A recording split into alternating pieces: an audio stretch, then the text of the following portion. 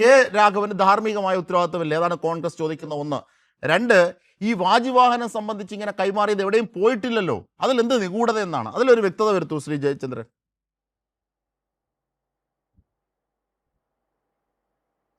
അങ്ങനൊന്നും അല്ലെന്ന് ഈ പറയുന്നത് പോലെ ഒന്നും അല്ല വസ്തുതകൾ. ഇതിൻ്റെ പിന്നിലുള്ള പ്രശ്നം എന്ന് പറഞ്ഞാൽ അജിംഷാദെ ഈ വാജിവാഹനം കൊടുത്തു 2017 കൊടിമര പ്രതിഷ്ഠയൊക്കെ കഴിഞ്ഞിട്ട് വാജിവാഹനം കൊടുക്കുന്നു.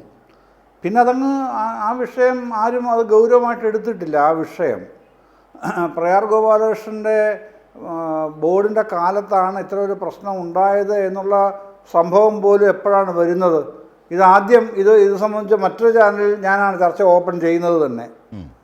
അത് മറ്റൊരു സംഗതി, ഇവിടെ അതിന് പറയാനുള്ള സമയമില്ലല്ലോ ഇനി. അതിനുശേഷമാണ് ഇതിലേക്ക് വരുന്നത്. എവിടെ പോയി? അന്നുണ്ടായിരുന്ന സാധനങ്ങളുണ്ടല്ലോ. അന്ന് ഏറ്റവും പ്രധാനപ്പെട്ടത് എന്തായിരുന്നു? അന്ന് കൊടിമര പുനഃപ്രതിഷ്ഠയായിരുന്നല്ലോ. കൊടിമരം പുനഃപ്രതിഷ്ഠിക്കാൻ കാരണം തന്നെ എന്താണ്? ഉറുമ്പരിച്ചു. ഉറുമ്പരിച്ച തടിയിൽ ഉറുമ്പിരിക്കുമോ? ഇല്ല, തടിയിൽ ഉറുമ്പരിക്കും. അപ്പോൾ തടിയാണിത്. നോക്കിയപ്പോഴോ കോൺക്രീറ്റാണ്. കോൺക്രീറ്റ് ഉറുമ്പരിക്കുമോ? ഇല്ല. അപ്പോൾ ഇതിൻ്റെ പുറകിൽ എന്തോ നടന്നിട്ടുണ്ട്. അപ്പോഴാണ് ഈ വാജിവാഹനത്തിൻ്റെ പ്രശ്നം പിന്നെ കൊണ്ടുപോയി എന്ന് പറയുന്നത്. കൊണ്ടുപോയ സാധനം എവിടെ സാർ? ഈ വാജിവാഹനം പിന്നെ തന്ത്രിക്ക് കൊടുത്തു വിട്ടു. അദ്ദേഹം അതെന്ത് ചെയ്തു എന്ന് ആ അന്വേഷണം തുടരുകയാണ്.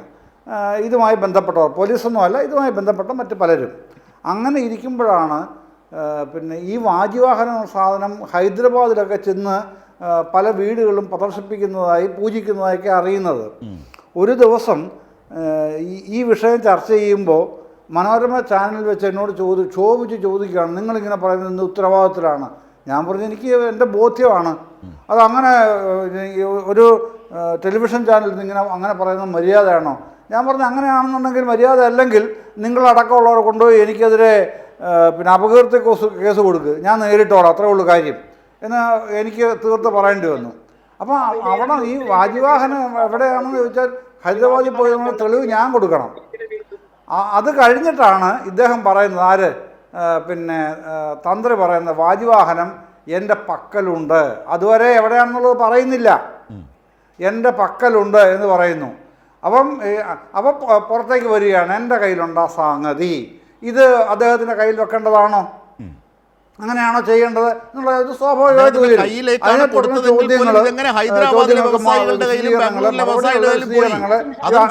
ചോദ്യങ്ങൾ ഇങ്ങനെ വരികയാണ്. അപ്പൊ ഇത് ഒരു വാജിവാഹനമായിട്ട് മാത്രം ബന്ധപ്പെട്ട കേസല്ല. ശബരിമലയിലെ സ്വർണ്ണ കവർച്ചയുടെ ഒരു സീരീസ് ഓഫ് ക്രൈംസ് എന്നുള്ള നിലയിൽ ഒരുപാട് കാര്യങ്ങളുണ്ട്.